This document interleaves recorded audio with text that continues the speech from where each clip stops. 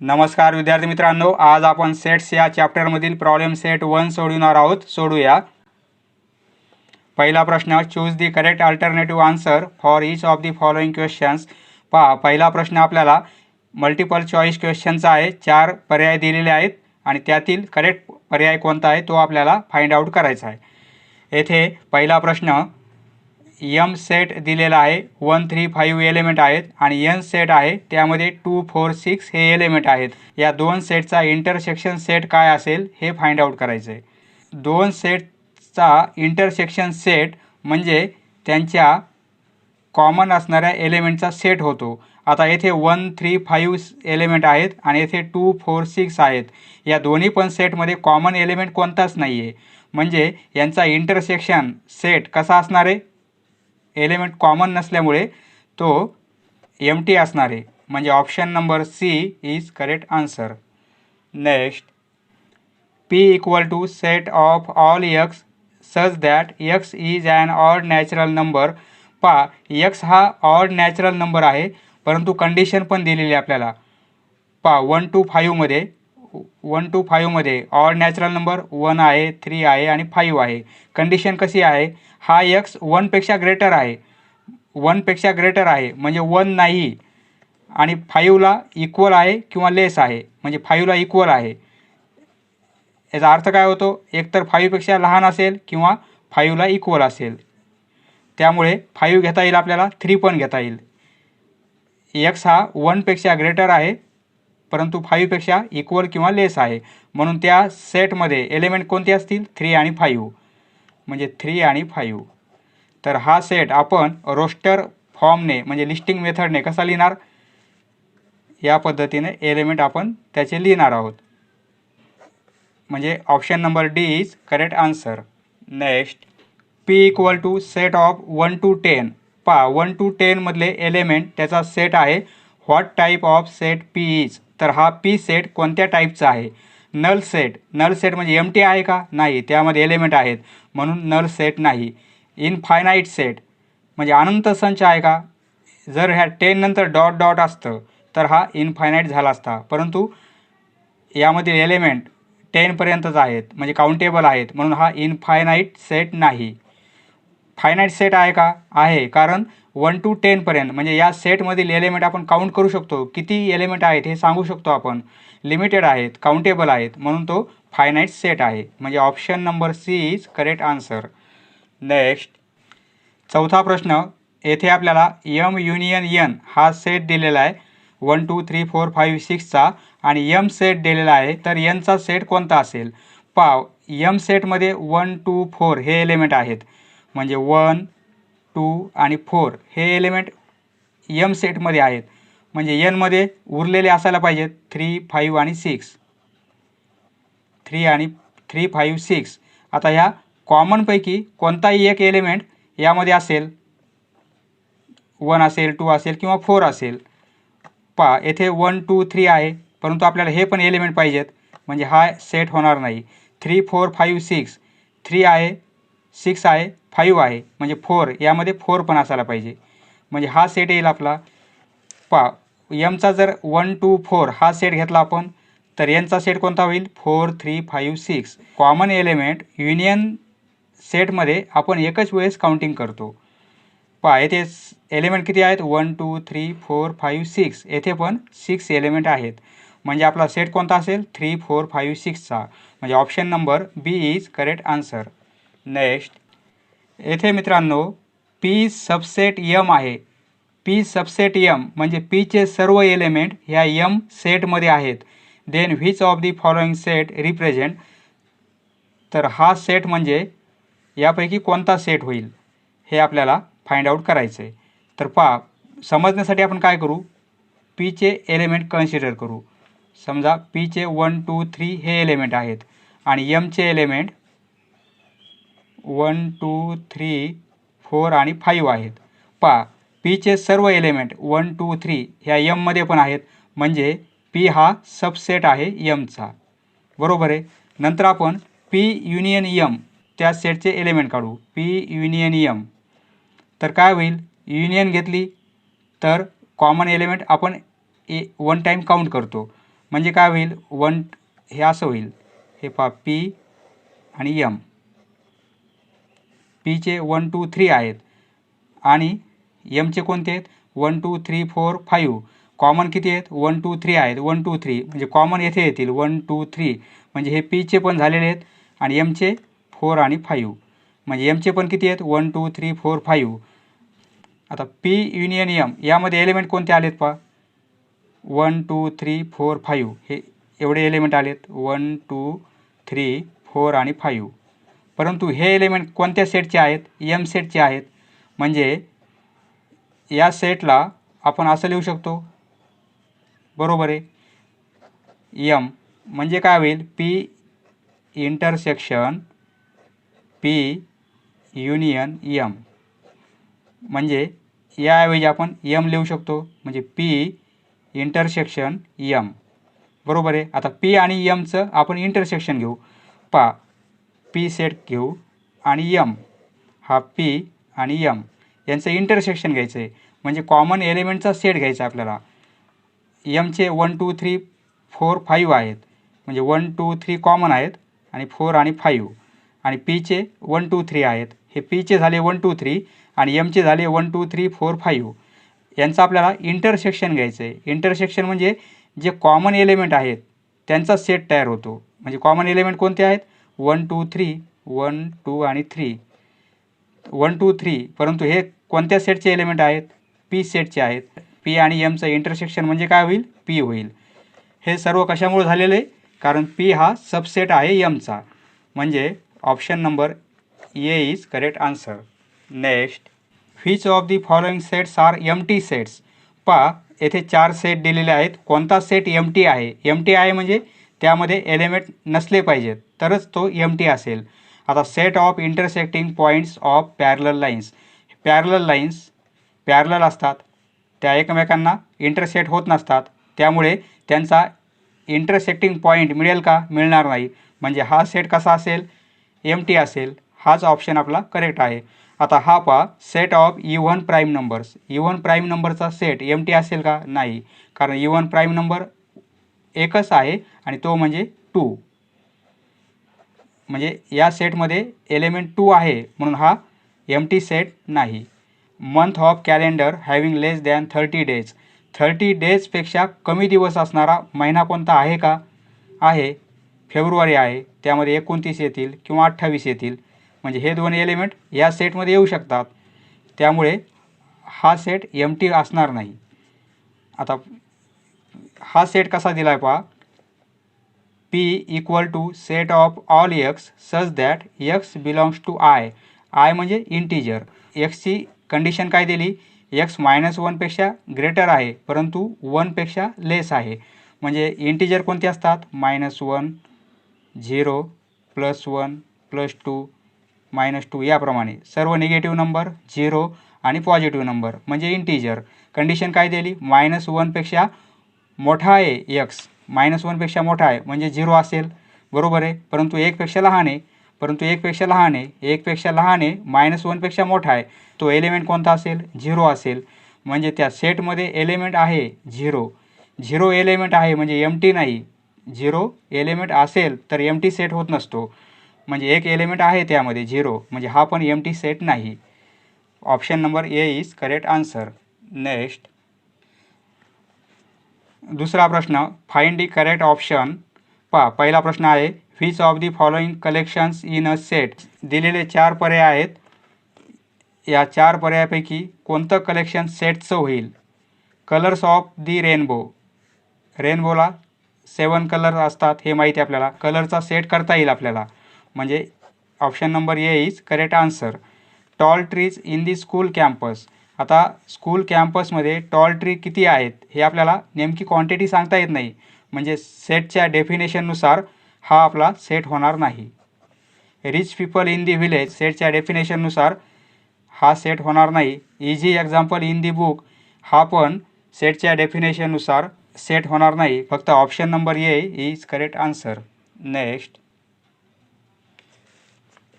Which of the following set represent N intersection W. N म्हणजे काय, natural number, म्हणजे 1 2 3 dot dot dot natural number आणि W म्हणजे whole number. फक्त यामध्ये 0 एक जास्त असतो, बाकी पूर्ण नॅचरल नंबरच असतात. हा सेट आहे नॅचरल नंबरचा, हा सेट आहे होल नंबरचा. यांचं इंटरसेक्शन म्हणजे काय? कॉमन एलिमेंटचा सेट. या दोन सेटच्या कॉमन एलिमेंटचा सेट. आता या दोन सेटमध्ये कॉमन एलिमेंट कोणते होतील? फक्त 0 नाही या सेटमध्ये, बाकी सर्व एलिमेंट या सेटमध्ये आहेत. हे पूर्ण एलिमेंट यामध्ये आहेत, फक्त 0 नाही आहे. म्हणजे कॉमन एलिमेंट किती आहेत? 1 2 3 1 2 3 पुढे कंटिन्यू. पण 1 2 3 हे कंटिन्यू म्हणजे काय? नॅचरल नंबरच होतील. बरोबर आहे. म्हणजे option number A is correct answer. Next, P equal to set of all x such that x is a letter of word Indian. x म्हणजे काय? इंडियन वर्डमधील लेटर आहे. I N D I A N हा Indian word आहे. त्यामधील लेटरचा set आपल्याला listing फॉर्ममध्ये लिहायचा आहे. म्हणजे म्हणजे P इक्वल टू सेट कसा होईल? तो I लिहिणार आपण, N D I लिहिलेला आहे, आता लिहायची गरज नाही.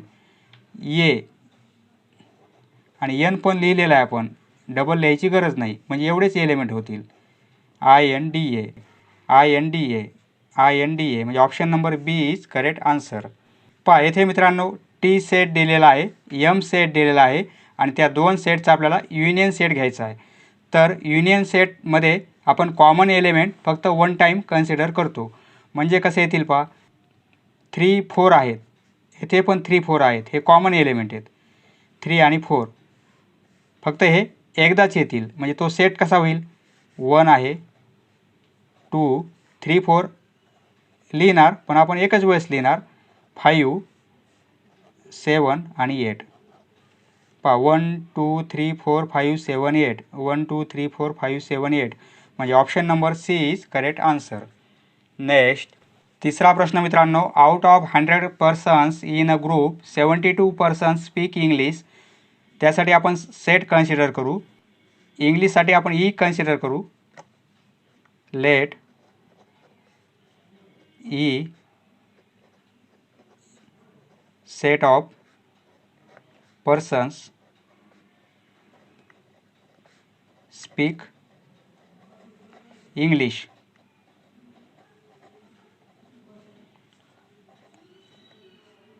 ती क्वांटिटी किती दिली आपल्याला? 72. म्हणजे N of E equal to 72. And 43 person speak French. फ्रेंचसाठी आपण एफ घेऊ. सेटचं name set of persons who speaks French. N of F 43 आहे. हे पर्सन्स किती आहेत? 43. How many of them speak English and French both. आता बोथसाठी आपण काय करू? यांचं इंटरसेक्शन घेऊ. म्हणजे ई इंटरसेक्शन एफ. हा सेट कशाचा असेल आपला? Set of persons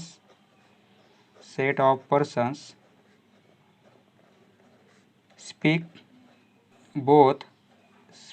both English and French. म्हणजे N of E intersection F. यासारखे प्रॉब्लेम आपण यापूर्वी सोडविलेले आहेत. 2 वेगवेगळे सेट घेतलेले आहेत आणि नंतर त्या 2 सेटचा आपण इंटरसेक्शन बोथसाठी घेतलेला आहे. ही क्वांटिटी किती आहे? ही आपल्याला काढायची आहे. How many speak English and French both म्हणजे ही क्वांटिटी आपल्याला काढायची आहे. नंतर आपण युनियन घेऊ. E union F. हा सेट कशाचा असेल? Set of persons speak at least 1 language.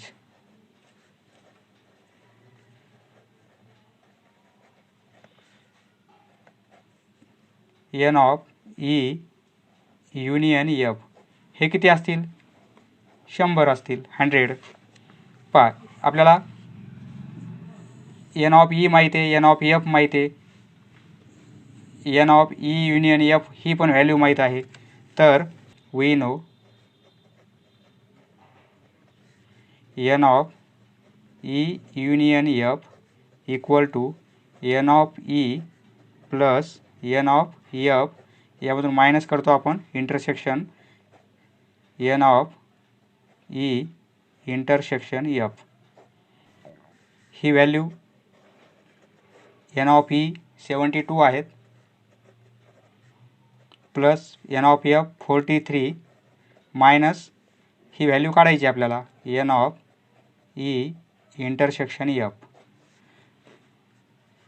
Therefore N of E intersection F equal to he addition येणार आहे आणि त्यामधून 100 मायनस करावं लागतील आपल्याला, म्हणजे N of E intersection F ही व्हॅल्यू किती येईल 15. हे काय झाले set of persons who speak both English and French. Find out करायचं आहे persons who speak only English, only English. मग एन ऑफ ई यातून आपल्याला मायनस करावं लागतील N of E intersection F. N of E आपल्याला 72 दिलेले आहेत, ही व्हॅल्यू 15 आलेली आहे. 72 मधून 15 गेले 57. आता persons who speak only French, only French. N of F मधून मायनस करावं लागेल आपल्याला N of E intersection F. N of F 43 आहेत minus 15 equal to 28 persons. Next same टाईपचा प्रश्न आहे. 2 सेट आपल्याला कन्सिडर करायचे आहेत. 70 trees were planted by Parth, पार्थने 70 ट्रीज प्लॅन केलेले आहेत. 90 trees were planted by Pragya, प्रज्ञाने 90 ट्रीज प्लॅन केलेले आहेत. त्या दोघांसाठी आपण सेट कन्सिडर करू, त्यांचं युनियन घेऊ, इंटरसेक्शन घेऊ आणि व्हॅल्यू काढता येईल आपल्याला. सपोज ए सेट आपण कन्सिडर करू, set of trees planted by Parth, planted by Parth. पार्थने 70 ट्रीज प्लॅन केलेले आहेत, म्हणजे N of A equal to 70. B set घेऊ आपण प्रज्ञासाठी, set of trees planted by Pragya. प्रज्ञाने 90 झाडे लावलेली आहेत, म्हणजे N of B equal to 90 होईल. Out of this 25 trees were planted by both, both आहे म्हणजे आपल्याला इंटरसेक्शन घ्यायचं आहे. A intersection B, set of trees planted by both, N of A intersection B ही व्हॅल्यू 25 आहे. आपल्याला फाइंड आउट करायचं आहे A union B, set of trees. हे काय असतील set of trees planted by Parth और प्रज्ञा,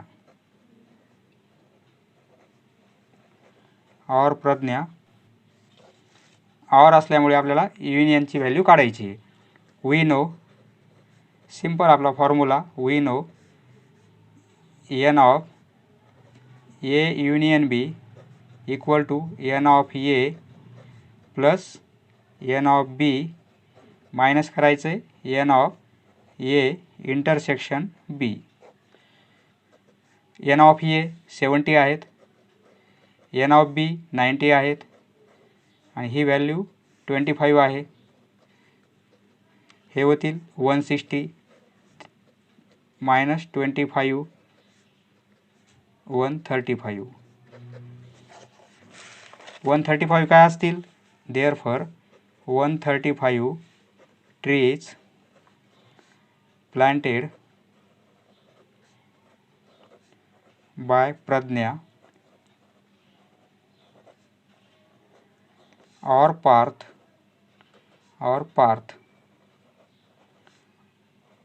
और टुगेदर किंवा दोघांनी मिळून एकत्र. नेक्स्ट पहा, खूप सोपा प्रश्न आहे. एन ऑफ एची व्हॅल्यू दिलेली आहे, एन ऑफ बी पण आहे, N of A union B पण आहे. आपल्याला फक्त ही व्हॅल्यू काढायची आहे. We know N of A plus N of B minus करतो आपण N of A intersection B. पहा, व्हॅल्यू दिलेल्या पुट करू. युनियनची व्हॅल्यू 36 आहे. एन ऑफ ए ही क्वांटिटी 20 आहे, एन ऑफ बी 28 आहे आणि ही क्वांटिटी आपल्याला काढायची आहे. N of A union B 36 equal to दोघांची ॲडिशन घेऊ 48 होतील minus N of A intersection B. ही व्हॅल्यू काढायची आपल्याला. N of A intersection B म्हणजे काय होईल? 48मधून आपल्याला 36 मायनस करावे लागतील म्हणजे काय होईल? 12. ही व्हॅल्यू किती येईल? 12 येईल. समजले मित्रांनो? राहिलेले प्रश्न आपण पुढच्या व्हिडिओमध्ये सॉल्व करू. धन्यवाद.